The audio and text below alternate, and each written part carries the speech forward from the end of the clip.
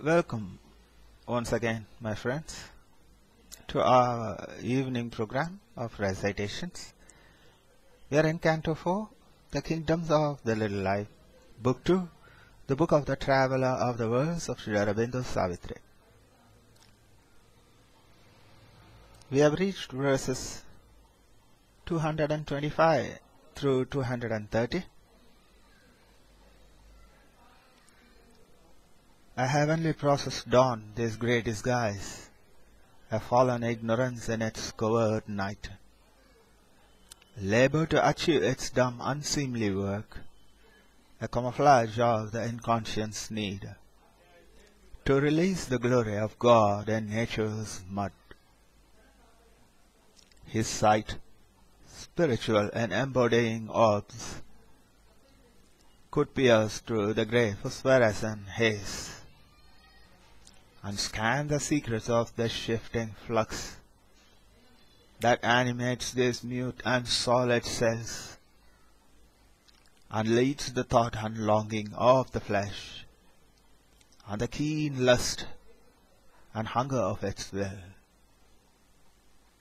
This too he tracked along its hidden stream, and traced its acts to a miraculous fount, a mystic presence none can probe nor rule, creator of this game of ray and shade, in this sweet and bitter paradoxical life, as from the body the soul's intimacies, and by the swift vibration of a nerve, links its mechanic throbs to light and love. It summons the spirit's slipping memories up from subconscious depths beneath time's foams, oblivious of their flame of happy truth, arriving with heavy eyes that hardly see.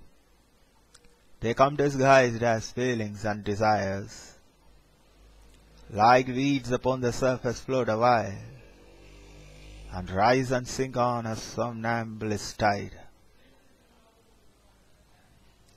Impure, degraded though her motions are, always her heaven truth broods in life's deeps. In her obscurest members burns that fire, a touch of God's rapture in creation's acts, a lost remembrance of felicity, lurks still in the dumb roots of death and birth. The world's senseless beauty mirrors God's delight.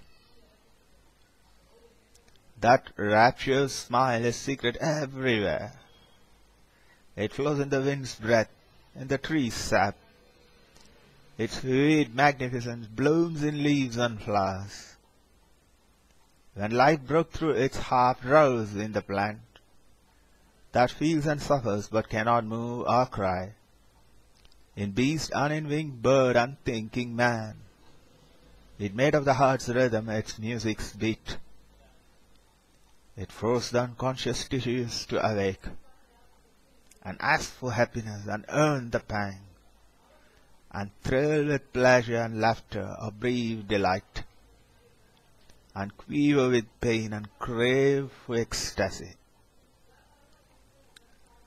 Imperative, voiceless, ill understood, too far from light, too close to being's core, born strangely in time from the eternal bliss, it presses on heart's core and vibrant nerve. Its sharp self-seeking tears our consciousness. Our pain and pleasure have that sting for cause. Instinct with it, but blind to its true joy, the soul's desire leaps out towards passing things. All nature's longing drive none can resist, comes surging through the blood and quickens sense, an ecstasy of the infinite is a cause. It turns in us to finite loves and lusts, the will to conquer and have, to seize and keep, to enlarge life's room and scope and pleasure's range, to battle and overcome and make one's own, the hope to mix one's joy with others' joy, a yearning to possess and be possessed, to enjoy and be enjoyed, to feel, to live. Here was its early brief attempt to be, its rapid end of momentary delight, whose stamp of failure haunts all ignorant life, inflicting still its habit on the cells, the phantom of a dark and evil start, ghost-like pursues all that we dream and do. Although on earth our firm established lives, a working of habit or a sense of law, a steady repetition in the flux, yet are its roots of will ever the same. These passions are the stuff of which we are made.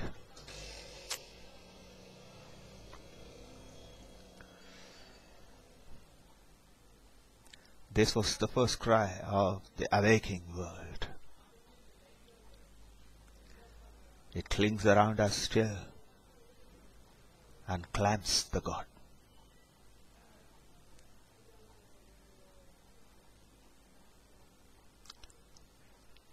Thank you, my friend.